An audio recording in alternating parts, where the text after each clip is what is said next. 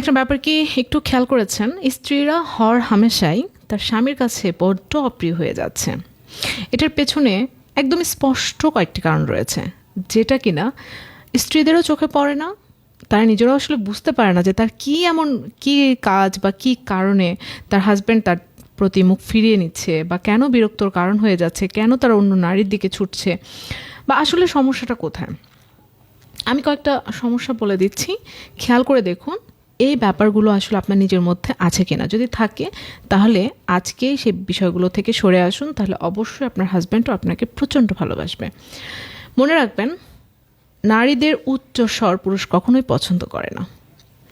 মনে রাখবেন, নারীদের তর্ক পুরুষ কখনোই পছন্দ করে না। মনে রাখবেন, নারীদের অশালীন আচরণ ব্যবহার এগুলো পুরুষ পছন্দ করে না। একজন নারী যত বিনয়ী হবে ততই কিন্তু তার স্বামীর কাছে ভালো থাকবে। সবচেয়ে বড় ব্যাপার হচ্ছে, অনেক পুরুষ মানুষ কিন্তু এটাই পছন্দ করে না যে তার পরিবারের নামে তার স্ত্রী সারাক্ষণই অভিযোগ তুলবে। অনেক স্বামীরা এটাই পছন্দ করে না যে বাহির থেকে আসার পর স্বামী সারাদিন কি করলো না করলো সেই তোয়াক্কা না করে সারাদিনের যত ঝামেলা দরজার সামনেই ঠাসঠুস করে বলে দেওয়া। অনেক হাজব্যান্ডরা এটাই পছন্দ করে না যে বাসায় তার আত্মীয় স্বজন আসতে চেয়েছে কিন্তু ওয়াইফ সেটা নিয়ে বাড়াবাড়ি করা, তর্ক করা, ঝগড়া করা।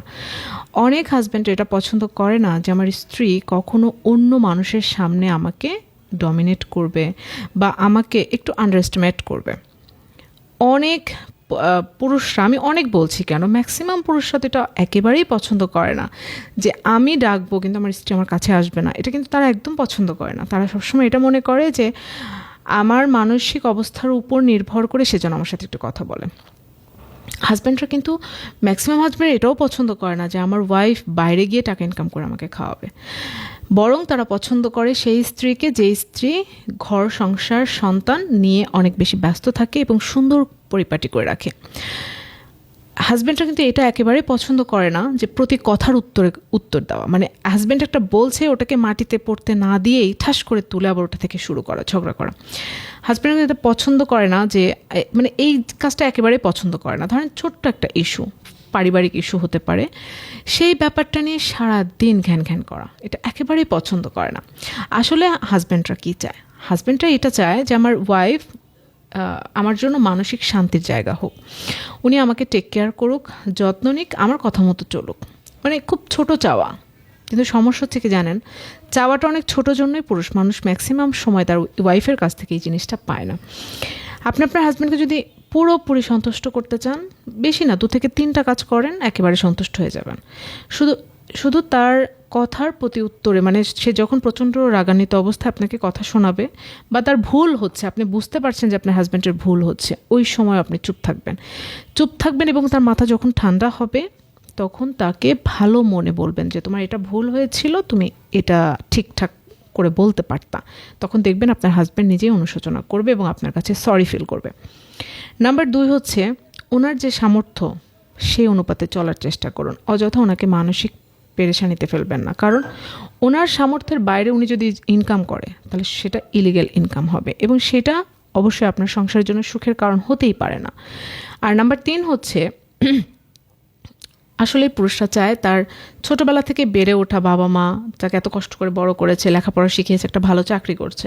একটু পজিটিভলি চিন্তা করেন তো, তার মা যদি তাকে কড়া শাসন না করতো, তার বাবা যদি তাকে অর্থনৈতিকভাবে সাপোর্ট না দিত, তাহলে আপনার হাজব্যান্ডে যে এত ভালো একটা পজিশনে চাকরি করে বা বিজনেস করে বা যে এত ভালো একটা অবস্থানে আপনাকে নিয়ে রেখেছে, এটার অবদান আসলে কার? ওই বাবা মার। কিন্তু তাই জন্য ম্যাক্সিমাম পুরুষরা কিন্তু এটা পছন্দ করে না যে আমার বাবা মা ভাই বোন নিয়ে আমার কাছে সারাক্ষণ অভিযোগের বন্যা বয়ে দিবে। ভুল মানুষের মধ্যেই থাকবে, কিন্তু মেনে নিতে হবে, একটু মানিয়ে নিতে হবে। আসলে নারীকে আল্লাহ তাআলা সৃষ্টি করেছে মানিয়ে নেওয়া, মেনে নেওয়া এবং তার স্বামীকে সন্তুষ্ট রাখার জন্য। একটা মানে ছোট্ট হিসাব, এটা যদি বারবার আমরা না বলি, আমরা যদি ভুলে যাই, তাহলে কিন্তু চলবে না। আমরাও বলবো, আপনাদেরকেও শুনতে হবে এবং আমরা যে সঠিক সেটা যদি আপনার কাছে মনে হয় যে না সম্পাপ্য হয়তো ভুল বলছে, আসলে আমি ভুল বলছি না। আপনি একটু পেছনের দিকে সব ঘাটাঘাটি করেন, ইতিহাস ঘাটেন, একটু বই পড়াশোনা করেন। সত্যিকার অর্থে একটা স্ত্রীর কাছ থেকে এই 2-3টার বেশি জিনিস কিন্তু কোনো হাজব্যান্ডই প্রত্যাশা করে না। তাই আপনি যদি একজন সম্মানী নারী হয়ে পৃথিবীতে বেঁচে থাকতে চান এবং পৃথিবী থেকে বিদায়ের পরও সম্মানী হয়ে বেঁচে থাকতে, মানে মারা গিয়েও যেন আপনি সম্মানিতভাবে তার হৃদয়ে থাকতে চান, তাহলে আপনাকে খুব সফট মানসিকতার হতে হবে। খুবই নরম স্বভাবের নারীকেই পুরুষরা পছন্দ করে।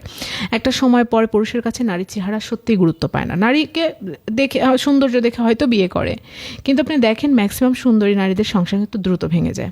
তার একটাই কারণ, সৌন্দর্য দেখে হয়তো বিয়ে করে, কিন্তু পুরুষ ভেতর থেকে যেটা প্রত্যাশা করে ওটা না থাকলে কিন্তু সংসার হয় না।